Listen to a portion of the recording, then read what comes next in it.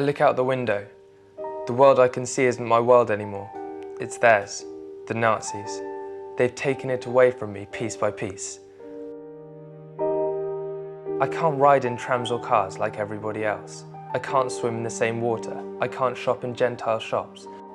I can't walk anywhere without wearing a star on my chest. I can't do anything. I don't exist anymore. They've turned me into a nobody so that they can wipe me off the face of the earth.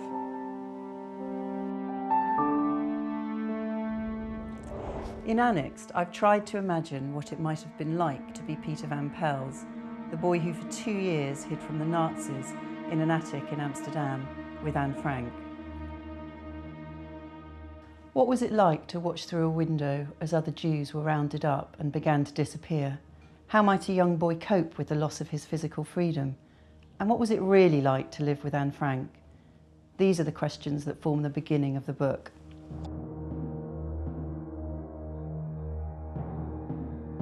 But there was an even bigger question that worried me as I wrote this book. Was it right to turn a real person's life into a story? Especially when that story included an experience of the Holocaust. For me, we're at a turning point in the history of the Second World War. The people who survived it are dying.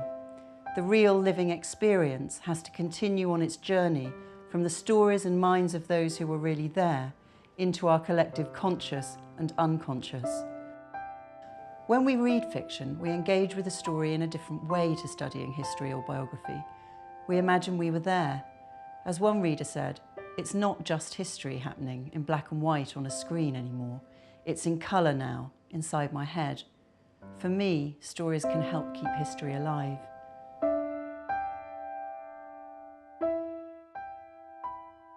The memories crowd now, as thick and heavy as the dead. I let go of Mutti's hand so easily. I didn't know what was happening. There was no time to think. Peter, she said my name and then she was gone. They were all gone, our women, into the chimneys of this hell. I let go of her. I let go of everything in the end, even myself. But not yet. Let me tell you. Let me tell you. Is anybody there? Is anybody listening?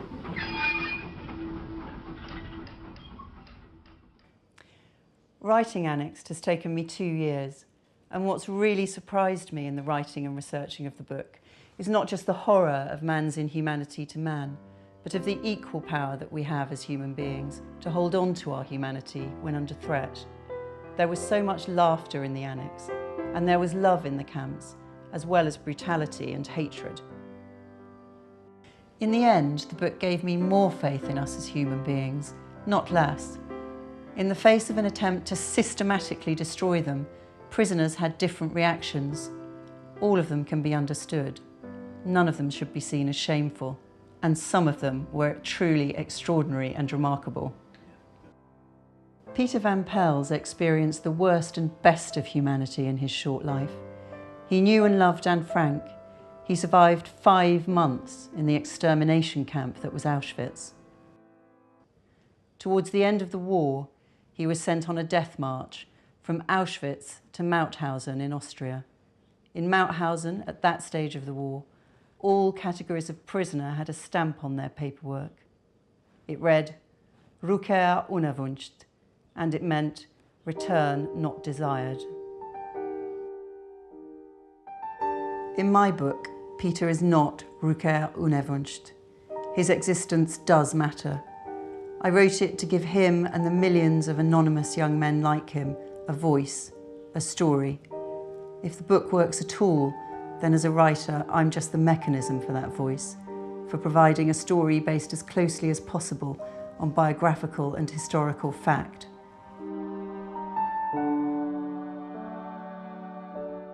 The book ends as it began, with a question. Are you there? Are you listening? Because if we're not listening, how can we understand? And if we don't understand, how can we ever change anything?